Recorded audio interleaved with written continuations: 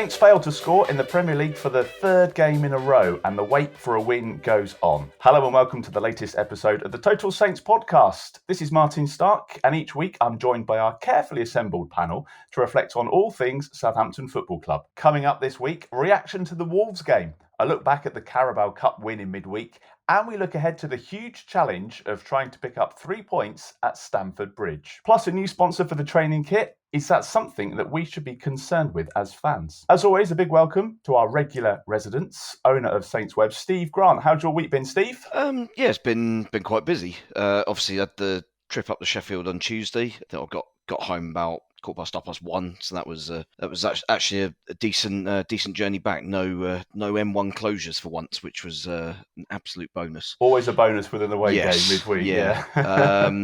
Less fun getting home this evening after that nonsense that we've just witnessed. Yeah, fun diversions via Havant and Guildford, and just a horrendous train journey. Also with us is writer of the blog League One -10, Glen de la Cour. Day of two halves for you, Glen. Yeah, the lads' team won this morning 6-1, so that was good. And it was especially good because I was out last night. I don't go out often, certainly in town. But I was never one for drinking that much, but I overdid it. Someone shoved a Jaeger bomb in front of me and said, "Drink that." I thought, "Oh yeah, that sounds like a good idea." I just thought I was a teenager for a couple of seconds, but no, not good. So yeah, I was pleased with the game this morning and the afternoon. I was feeling tired by the afternoon, a bit tired and emotional with drinking too much, and this afternoon's fare didn't exactly help matters. That's true. Also joining us, as always, is the Athletics dedicated Saints reporter, Dan Sheldon. How was your day, Dan? Yeah, busy. Obviously this morning wasn't overly busy, but this afternoon into this evening was hectic and kind of rounds off a manic week of going up to Manchester, then up to Sheffield on Tuesday, then stayed overnight, then had to be in London first thing Wednesday. Busy week, busy day. That next international break is in sight. Don't worry. Yeah, it is, and I'm working, so. As always, the biggest hello and thank you goes to our patrons, wherever you might be listening this week. Welcome to episode 169 of the Total Saints podcast. This is the Total Saints podcast with Martin Starke, Steve Grant, Glen de la Cour, and the Athletics' Dan Sheldon.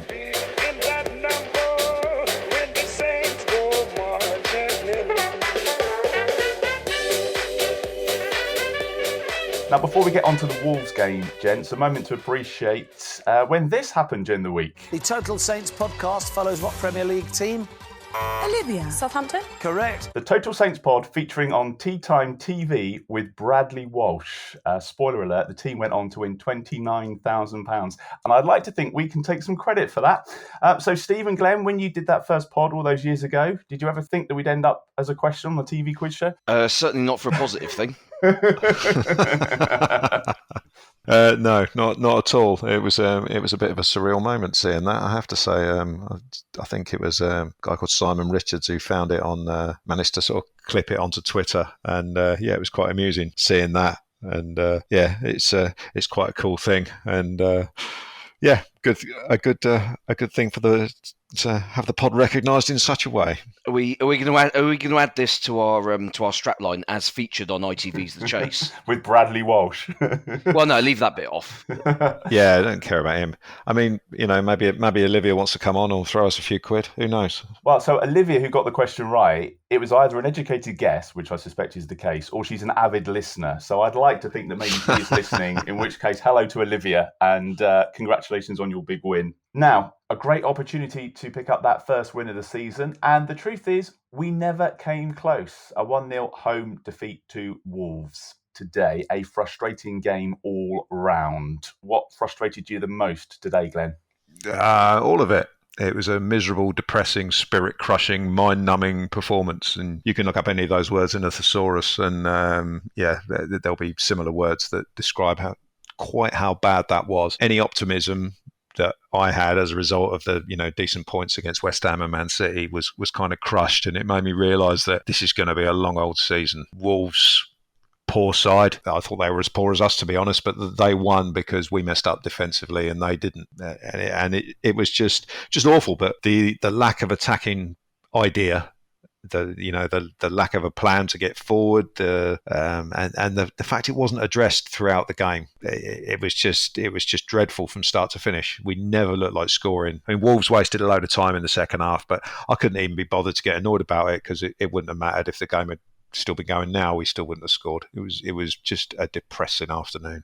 The irony that Wolves were moaning about time wasting last weekend, and then they seem to be the masters of it today. What was your take on the whole sorry state of affairs, Steve? Yeah, it was pretty dull, wasn't it? I mean, it was a game that had 0-0 written all over it, and yet somehow we've still conceded one. I mean, I guess there's kind of a sort of feel-good story for the neutral that Raul Jimenez has finally got back on the score sheet after his horrible injury and stuff. But why does this always happen to us?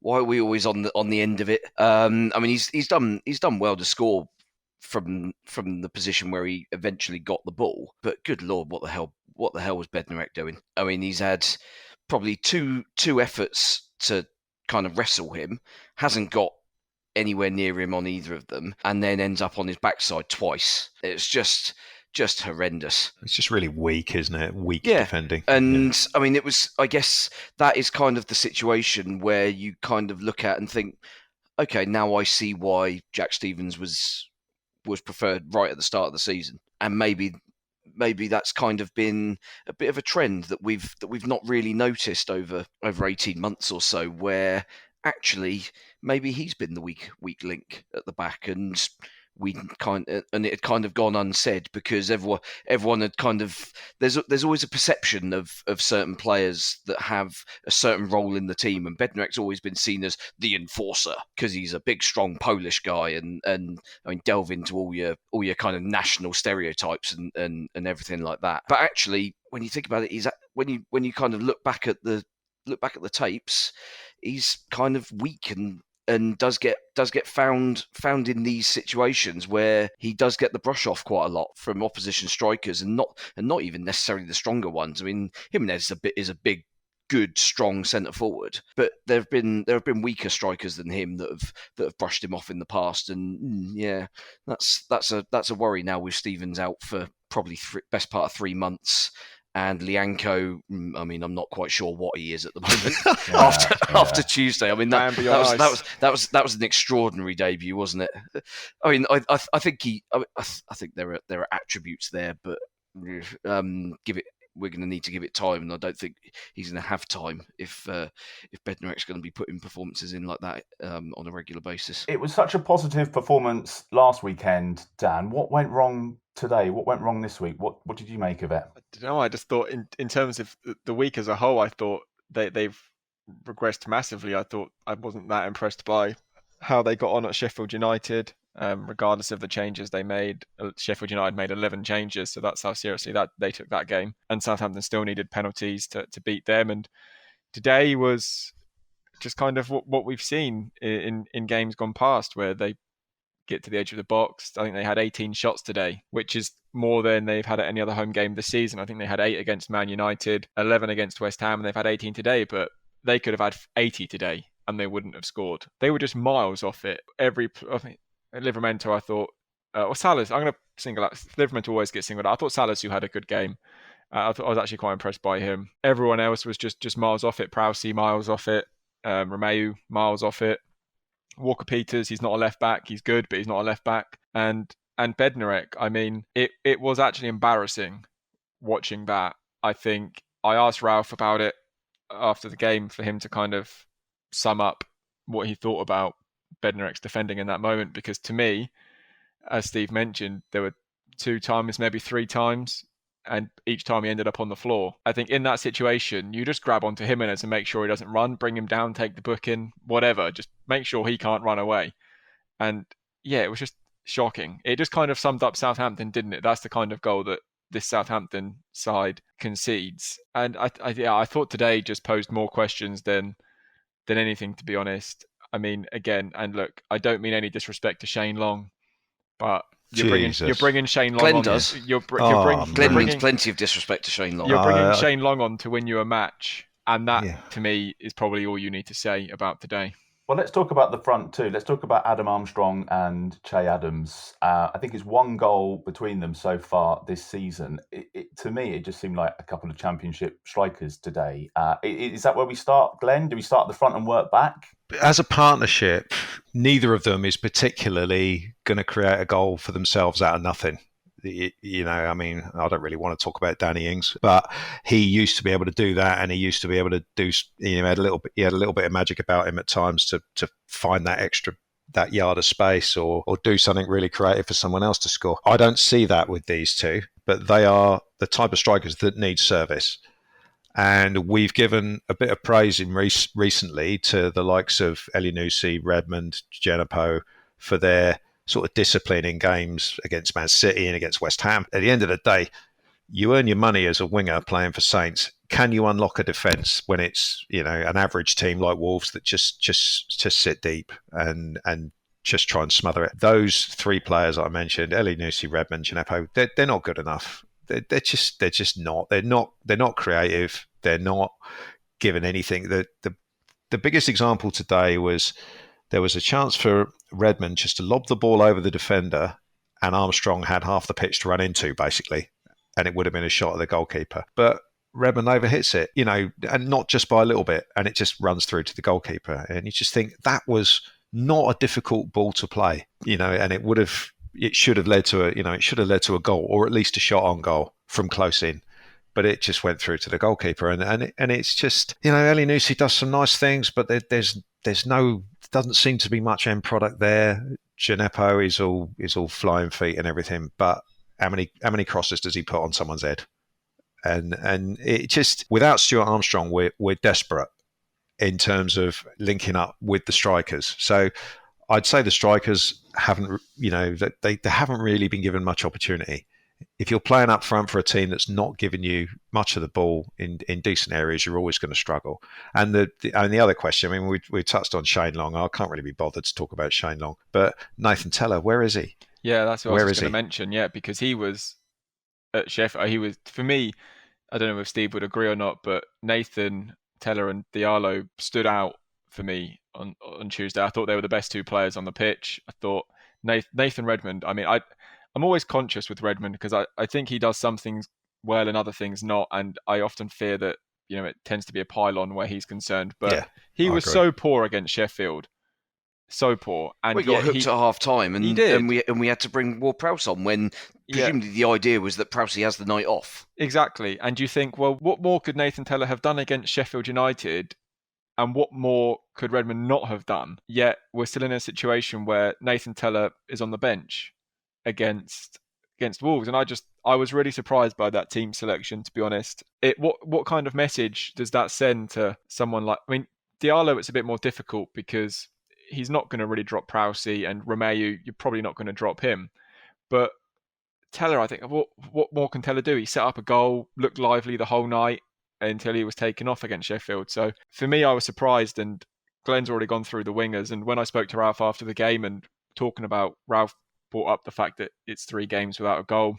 I said, well, how, you know, talking about your strikers, and he said it's not just them, it is the 10s as well, and that's true. So it's going to be fascinating how they try and get over that problem, but I just don't know what more someone else like Tella could possibly do. And even in midfield, I was speaking to someone after the game, and they were saying Southampton, you know, they used Ross Barkley as an example, but not as a player who Southampton should sign, but they haven't got that kind of midfielder that will pick the ball up and just run and charge forward. They haven't got that, and that's not really in Prowse's game. It's not really in Oriel Romeu's game. Against Sheffield, and again, Steve will correct me if I'm wrong, Diallo did a bit of that, I thought. He did carry the ball forward. I mean, he had quite a few shots in the first half, second half. Just looked really lively. I just wonder what message does it send to these players that they play well, and players who don't play well are still picked ahead of them. Well, given that we've also now got a deeper squad of players that theoretically we believe are good enough to play in the first team, it should be a case that if someone's having, I mean, maybe you don't necessarily drop someone after one bad game, but if there's a pattern developing and they're clearly out of nick, then you take them out of the firing line, and we have someone who can come in who is of a comparable standard now. Yeah. And yet that appears to not be happening. No, and Nathan Tella is not any worse than any of the number 10s that have played No, this definitely season. not. He's not any worse than If the any of them. team's winning, you can always go to Nathan Teller and say, well, we're Yeah, winning without exactly, you. yeah, But yeah, the team is not exactly. winning. It's not creating. It's not doing much. But I mean, and the other problem today was, someone touched on it already, the left-hand side of the team. Now, that Semedo, the Wolves right back, he's not very good. He's a dreadful defender. But he had the easiest afternoon going because all he did was funnel Walker-Peters and Redmond inside. And those players ran into the man mountains in Wolves' back three. And it just made the pitch, the attacking effort so narrow. And Semedo, honestly, he's a dreadful defender. He's a little bit like that Serge Aurier who used to play for Tottenham, in that you can always rely on him doing something really stupid every game. But we didn't test him. I think Walker-Peters ran at him once and he just breezed past him. But then, of course, he had to cut onto his right foot. Well, Gineppo caused him loads of problems in the last, 10 minutes or so, however long he was on. And you thought, well, why haven't we been doing this all afternoon? Yeah. This was the thing, Steve. We talked about Kyle Walker-Peters and how Ralph needs to fit him into the team. Do you think today has proved that left back is not the role for him? We need a left-footed player at left back, because there were several times where he got forward and he had to cut into his right. And I think there was a couple of attempted crosses with his weaker left foot, which didn't beat the man. It was a frustrating afternoon for him. Yeah, I mean, I'd like to think that he's working on his weaker foot in training. If we are going to persist with essentially rotating him and Perrault. Yeah, I mean, I kind of think that you've just got to put people in their best positions. Perrault is a left back. We've paid decent money for him. He's looked absolutely fine in the games that he's played so far. So play him. I mean, come up with a solution for the Walker-Peters Livramento thing. I mean, I actually thought Livramento had a fairly quiet game today for the most part. By his standards, yeah. Yeah, and I mean, one thing I kind of thought with that was that the pitch seemed to be extraordinarily dry, in so much that balls were, like, a couple of times he was in space on the right and we switched the ball out to him and basically tried to dribble forward and the ball got stuck under his feet. It looked as if like the pitch hadn't been watered properly and the ball was just stopping. So I don't know whether that was actually a thing, but that certainly seemed to be my impression. And as a result, he couldn't get a run at anybody. There's not a water shortage as well, is there? We don't know about. We'll have to check that. One of the things that we've been saying is that they should both be playing on the right, obviously Livramento and Kyle Walker-Peters. But what are we, 6 games in now, Dan? It looks like it's not something that's on Ralph's mind, not something that we're going to see anytime soon. It certainly hasn't appeared to be the case. Every time Ralph's kind of been asked about it or spoken to the media, it very much seems that Tino is his right back and that's that. So, yeah, I wouldn't rule it out, but at the same time, I wouldn't be surprised if it doesn't happen. There's got to be something that he may think that it won't work for whatever reason. Can't be worse than what's going on over there at the moment. No, and I don't. It's difficult. I think I'm kind of reticent to sort of criticise Kyle because he is playing out of position. It's not, he's not a left back. It's not, he's going to make mistakes. What do you expect? So I don't think we should kind of hammer him for that. But to everyone, and look, I mean, we're not Premier League managers. We're not paid to be Premier League managers. We shouldn't pretend that we know as much as Ralph knows. There's clearly something he sees that suggests that Kyle and Tino can't play on the right side. And, we all may think it's a great idea, but there could be something that we're missing that only Premier League managers get. So, yeah, you kind of have to trust his judgment, as puzzling as it may be. We are just kind of mere commentators and, he's the one paid to make the decisions. So we've still got Stuart Armstrong, of course, to come back into midfield. Do you think that might help things, Glenn? Well, I can't make things worse from a creativity point of view. There's a theme here, isn't there? Well, no, we were talking earlier on about a player that runs forward with the ball. Well, that's him. A player that links up and actually does something creative, gives the ball to the strikers. That's him as well. He's by far and away our best player to play in the wide areas, and we can't. He can't get fit soon enough, but. It does sound at the moment like it's no one's saying it he's close or anything like that. So we're going to have to get by the best we can. I mean, this is why Elianussi's sort of like re-emerged as an option, because he's probably the closest to play in the same way that Stuart Armstrong does. But I'm not not over impressed, as I said earlier on. So I'm looking forward to the real deal being fit again. Elianusi reminded me a bit of was it Fabrice Fernandez, the one that used to run around in circles with the ball today? There's a couple of times he got the ball in space, no options, and just did a couple of circles and then passed it off. So, Steve, you mentioned a couple of weeks ago that James Ward-Prowse hasn't really been the same since he signed that new deal, and it felt like he was a bit off the pace as well today. He was bad today. Yeah, it was not one of his better performances, and his set pieces. I think pretty much everyone hit the first man, didn't they? Yeah. It was not one of his finest. But at the end of the day, the guy's played 101 consecutive 90-minute Premier League matches and all the cup matches. Yeah, plus cup games. The guy must be exhausted. That sort of commitment and sort of longevity. That's got to take its toll eventually. We clearly rushed him back from whatever niggle he had in pre-season, and perhaps that's possibly still hampering him. I think at this point, during the press conference in the build-up to the Wolves game, Ralph was asked about Prowse, and in his answer, he said that Prowse hasn't been at his best, but he's had to change his diet. He didn't really expand or go into it, but he said he's had to change his diet and he's had a bit of an issue with his stomach, which is why he's not been at his best. Now, as I say, I thought probably important to make that point. However, I don't know what the issue is, and of course it's medical, so it's confidential anyway. Yeah, but I guess if he's got a gastro issue, then Ralph said that he's had to change his diet and he's got an issue with his stomach. So again, I don't think we shouldn't really speculate what the issue is, but that's what Ralph has said. So that could be a reason as to why the performances, maybe haven't been at the standard we've kind of come. Good timing, having just given him a new 5-year deal on $100,000 a week. I had 6 pints and a curry last night. I've got the same gastro issue. But you're not trying to run the midfield, thankfully. No, we're not ready for that. You haven't got to carry a football club on your shoulders. We mentioned Shane Long being brought on to change the game, which just seems quite strange. That's generous. Ba-boom, tish. I mean, we were accusing Wolves of wasting time. I think actually we were the worst. We were the worst exponents there. Do you know what? I get angry when people walk out, and I've never walked out myself, but I wouldn't have blamed a single person for walking out as soon as his number came up. Honestly. There's got to be something going on. So Brozier obviously is the one that we were all expecting to come in, and we've seen some flashes when he's come on against West Ham. He had the opportunities there to win it, but for the first time, Ralph's said publicly, Dan, that he questioned some of his application and his work rate. Well, he said that prior to the Sheffield United game, and I went into that Sheffield United game thinking of all the players he had the most to gain, simply because the strikers hadn't, Shea in particular hasn't scored. I just felt if Brozier can come in after having a couple of good appearances off the bench, score, Southampton win, he plays his way into the first team this weekend. Yeah. But again, Steve was there. I thought Brozier didn't look interested whatsoever.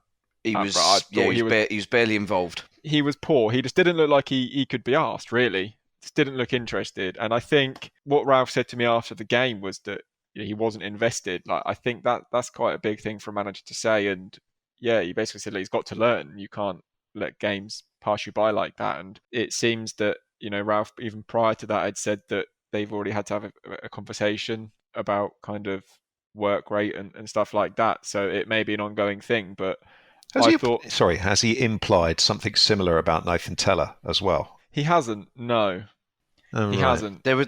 I'm sure there was something about that last year. It was normally Michael Obafemi was normally one that had the kind of not professional. I've not heard that again. I mean, my memory, every press conference kind of rolled into one last year. My memory may be doing me a disservice, but I don't remember him kind of saying that about Tella. I remember it was always kind of good vibes about Tella. Yeah, I'm just trying to find a reason for bringing Shane Long on ahead of him. Unless he's trying to teach him a lesson or something. That's an absolute bombshell to me. I can't even begin to think about why Shane Long struggled that to get happened. into the Bournemouth team, who are a championship team. I just think, let's not single out Shane Long isn't the reason Southampton lost today, but you're bringing on a striker who they didn't really need to give a 2-year contract to 18 months ago to win you a game, and I can't remember the last time Shane Long won Southampton a game. So it's not his fault he gets picked. It's not. Redmond or Elianusi's fault he gets picked.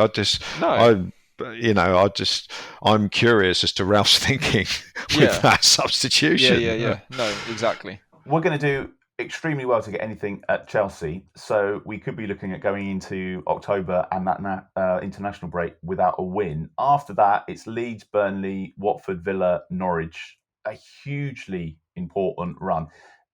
If we don't get anything next weekend, are people starting to question Ralph at the moment, Glenn? Eddie Howe's name is another one which keeps popping up when you look on Twitter. Jesus, yeah. And that's I know that's the last thing that we want, but this is a manager that is under pressure now.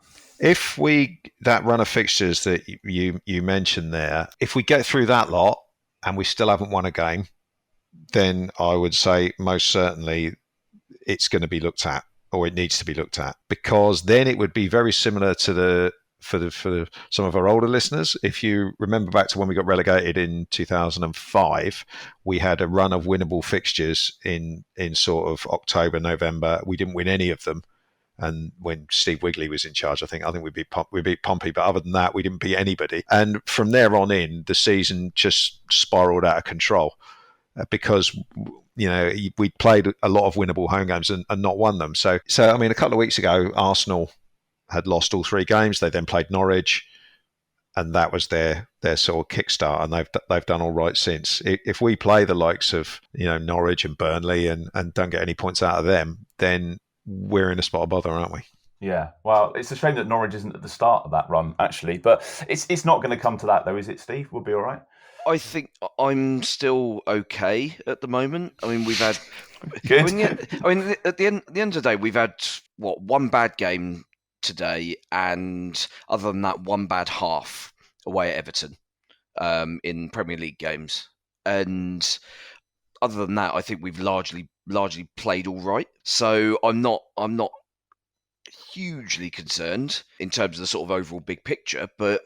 I mean, we need to get some goals from somewhere at some point fairly soon. That'd be nice, but I'm not expecting that to come next week. No, I thought the lack of lucky waistcoat might have been the issue today, Dan. You said you'd be very surprised if Ralph stepped out wearing a tracksuit, and he did. I know. I was genuinely. I didn't really notice what he was wearing until I looked kind of 10 minutes down, and he was in his tracksuit. So yeah, maybe he should go back to the. It was really hot.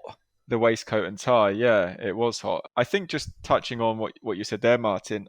For me, I think you can kind of look at it glass half full or glass half empty at the moment. You can look at it and think, well, we've not won a game. We're not scoring. This is really bad. We're going to go into international break. We're not going to have won a match. Or you can kind of look at it glass half full with, well, we've already played Man United. We got a good result against them. Man City, no one expected us to get a point there. West Ham, they're a bit of a bogey side. No one expected us to do anything. Newcastle never do well there. Everton always lose there. You can look at it kind of 2 ways, but I think what today just kind of signaled, like if they'd won today, it would have looked like a really good start. Yeah. And 7 now points, you've got happy questions days. of, when are we going to win? And they may win next week against Chelsea. I don't think they will, but they can do. Then what I think you have now is the pressure will build now. And all of a sudden, the games where you play Norwich and you kind of would expect them to win, well, you kind of have to win them now.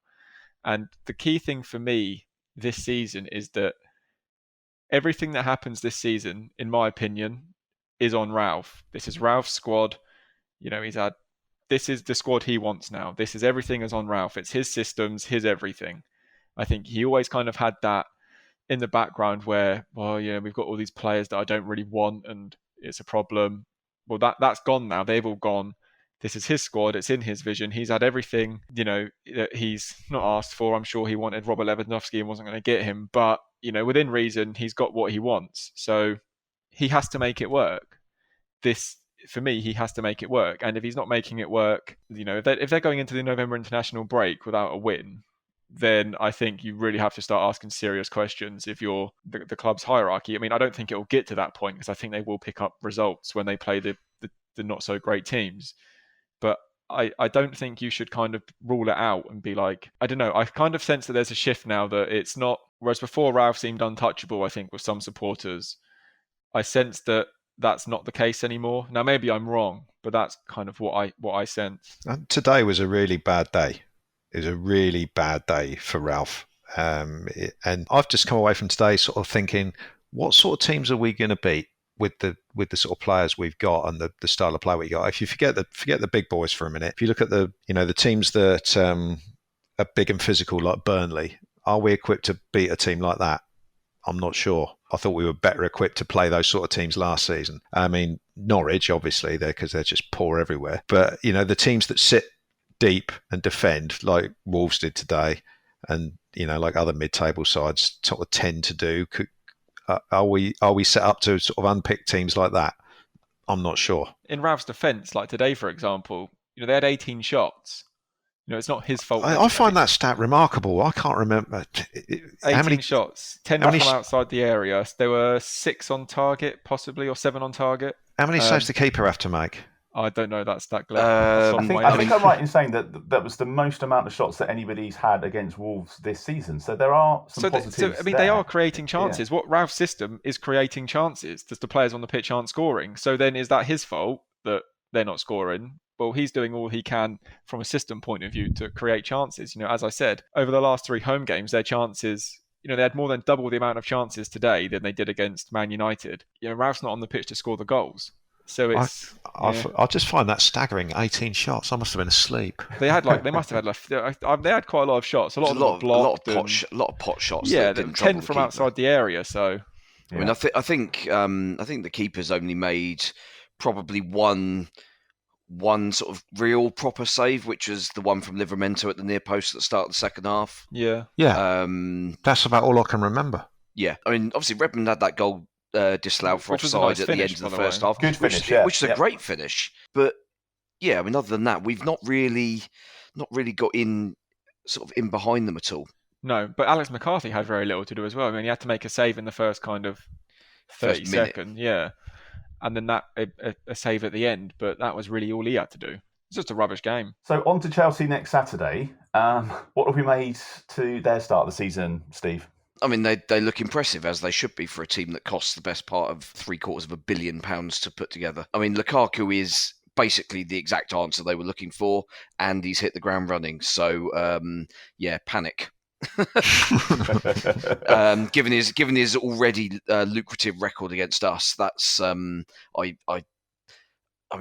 unless he doesn't play for whatever reason, then I mean, just get him sort of on your betting slip for scoring at any time, or scoring a hat trick. Who knows? Because I mean, unless Salisu can match himself up against him, and even then, it's still a tough ask, because I mean, Lukaku's just an incredible striker. Yeah, he's world class, isn't he? So so it's no disgrace to be done by a better player like he is. But we've got to have a plan for it somehow. I mean, Christ knows what we're going to do. But Chelsea do look probably the sort of best all round team in the league.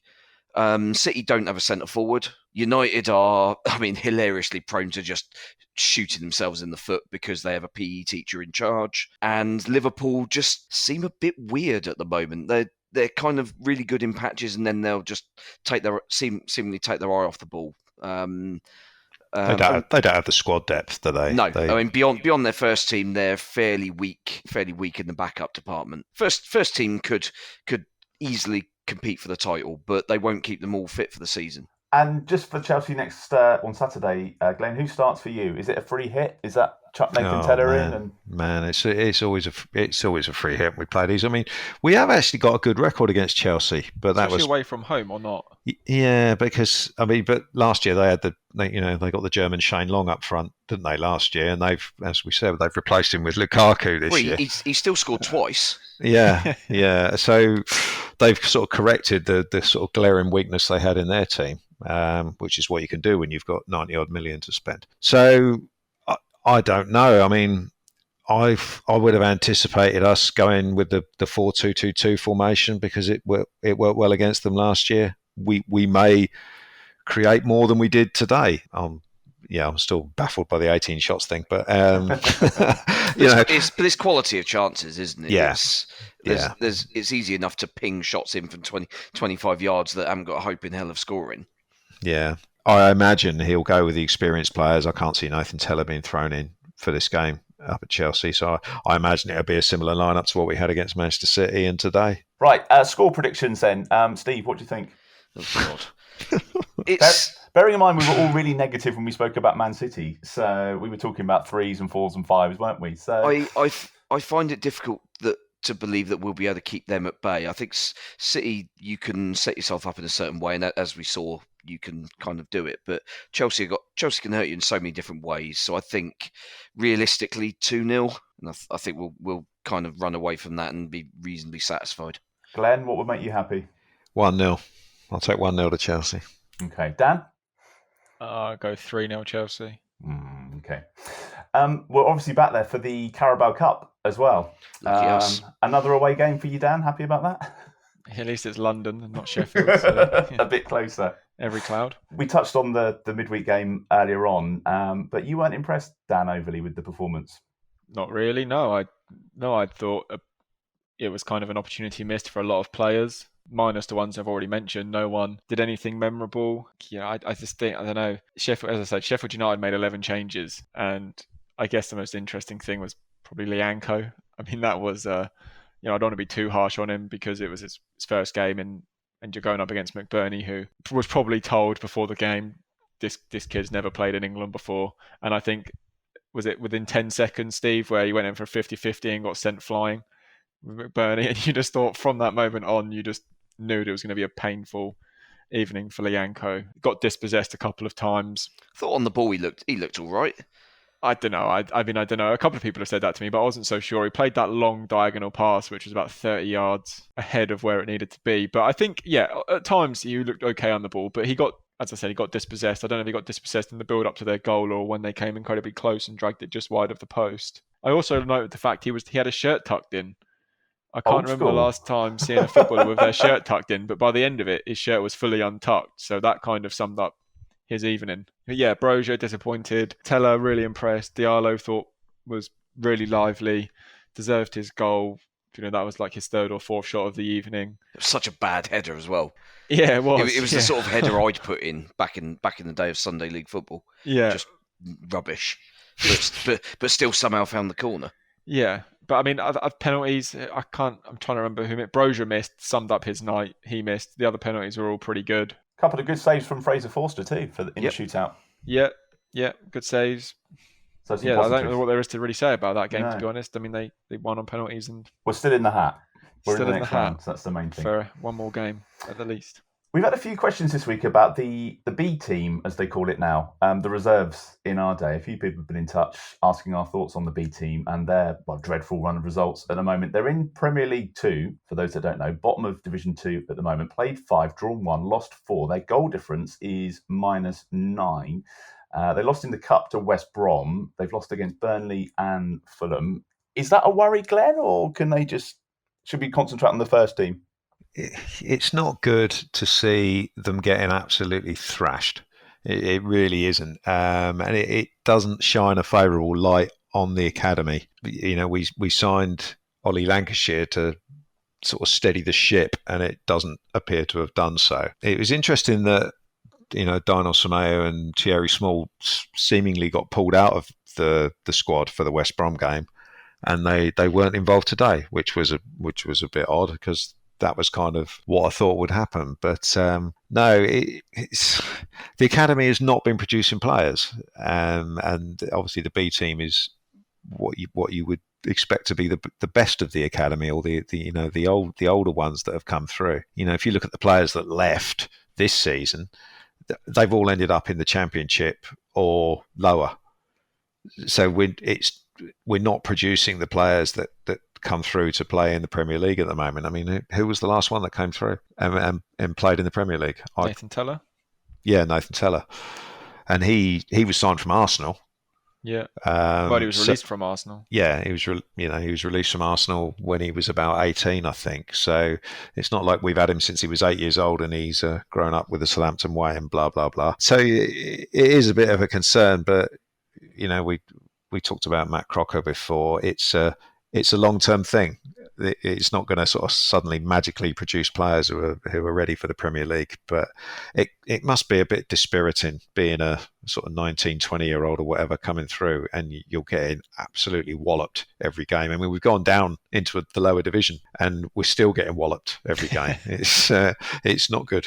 One point on that is obviously if you look back at the sort of team that we were lining up with at the start of last season in that B team, you'd have had the likes of Callum Slattery, Josh Sims, Jake Hesketh, players who are Nathan Teller, Will Smallbone.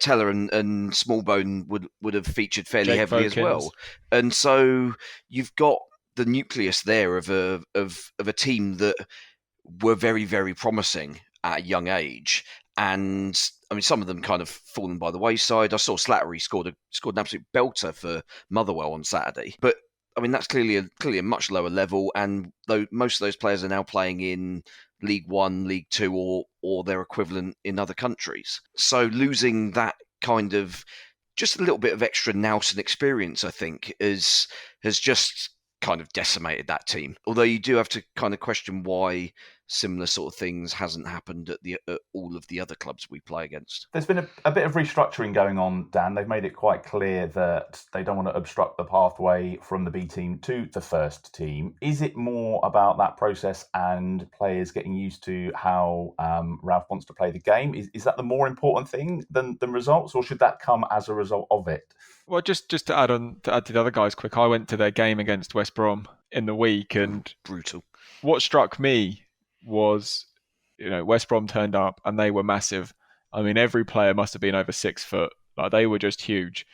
And Southampton's B team, they've got players just out of school, 16-year-olds, 17-year-olds, up against 21, 22-year-olds. I'm not saying that's a reason why they lost, but I think Dave Horseman said, I heard his interview after the game, and the under-23 striker for West Brom was on loan at Grimsby last season and played 30 times. The kid who played up front for Southampton on Wednesday night had just finished school. So that may be some reason behind the poor results. But then I'm also of the opinion that, well, what are you developing here? You're developing, it's great to get everyone playing the same way. I understand that. I understand that the thinking behind that, but you're essentially developing players at the moment that are losing every single week and losing heavily every single week.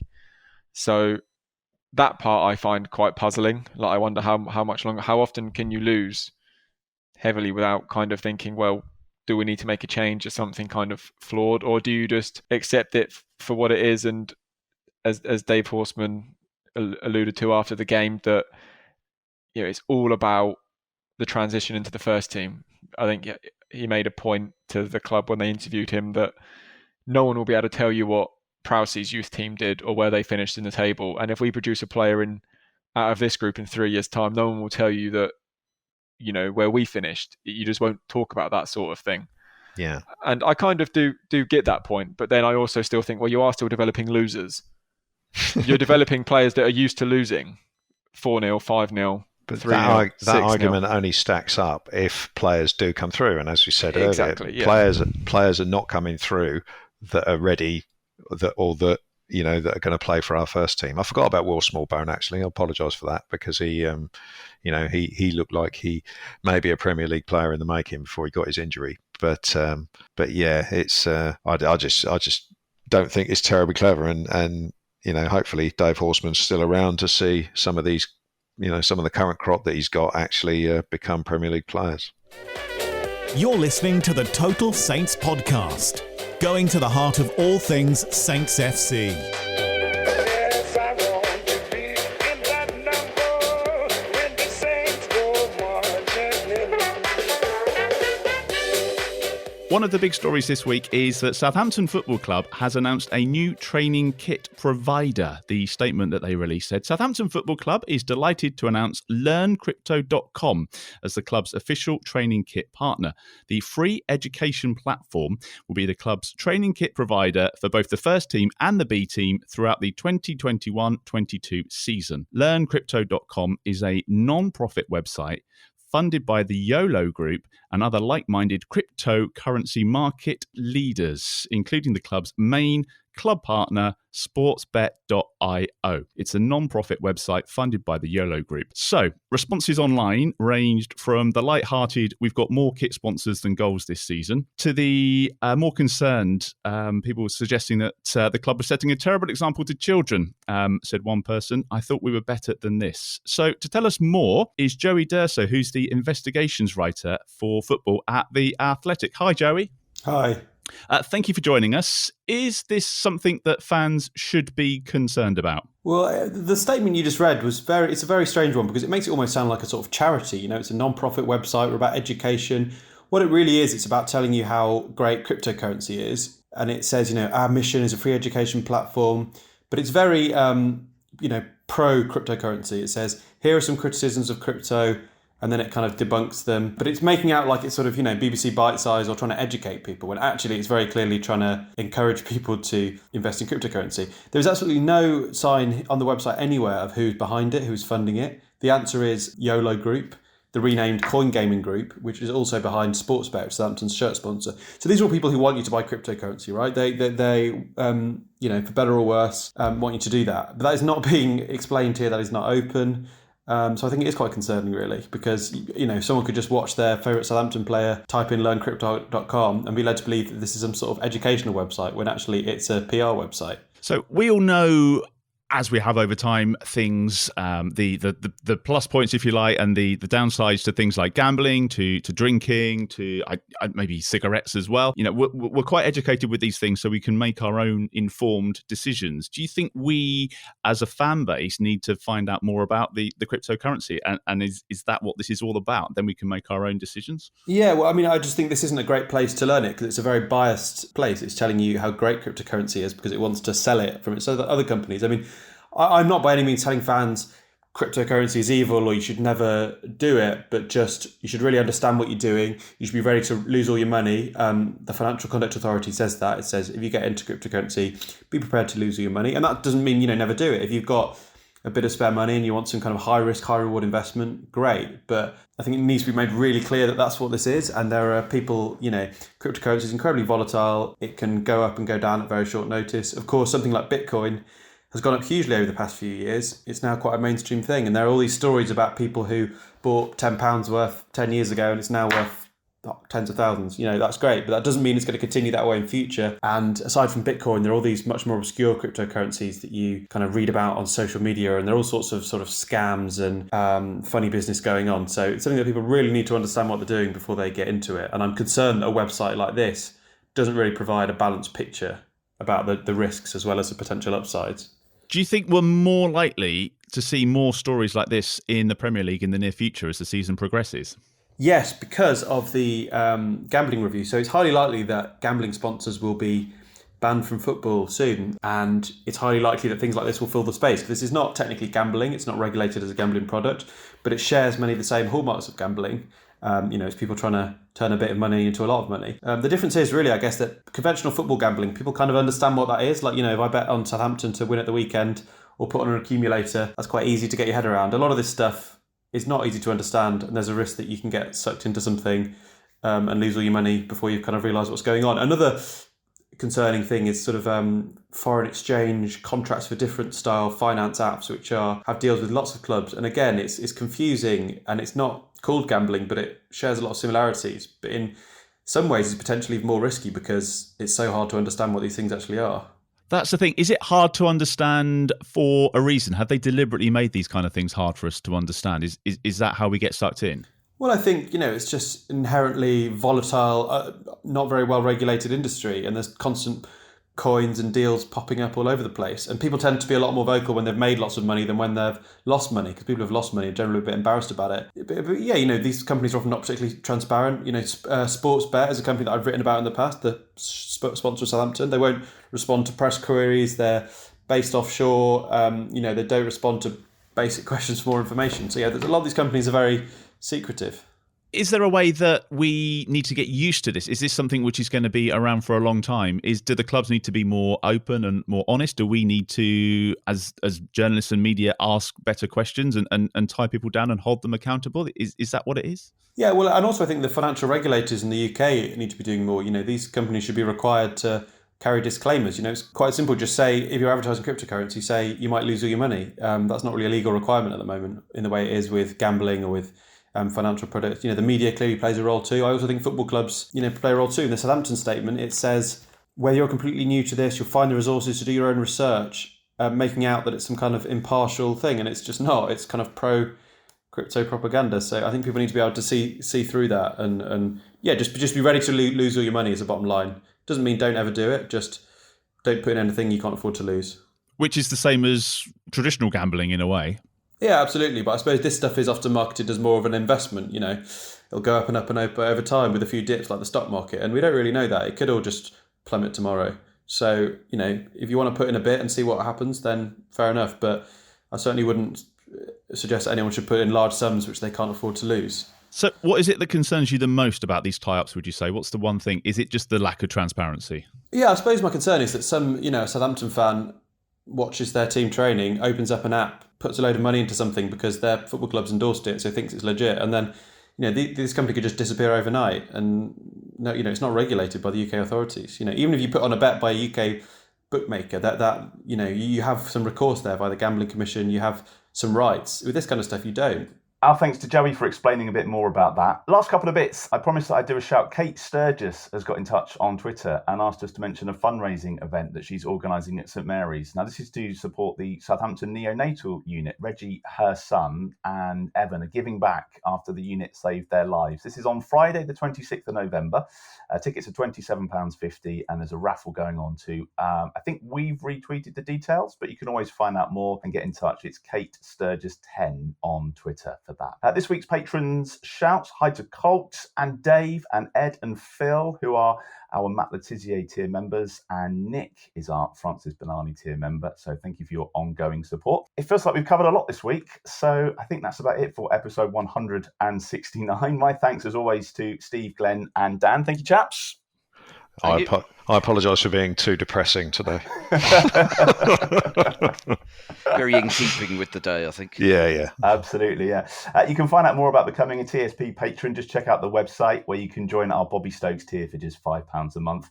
You can also check out all the recent episodes of the Total Saints podcast on our YouTube channel. So do have a look at that and hit subscribe. Don't forget to follow this podcast wherever you're listening. And if that's on Apple Podcasts, then we'd really appreciate a rating and a review. You can always get in touch with us during the week on the socials. We are at Total Saints Pod. That's on Twitter and Facebook, or you can drop us an email via the website. Thank you for listening and have a great week.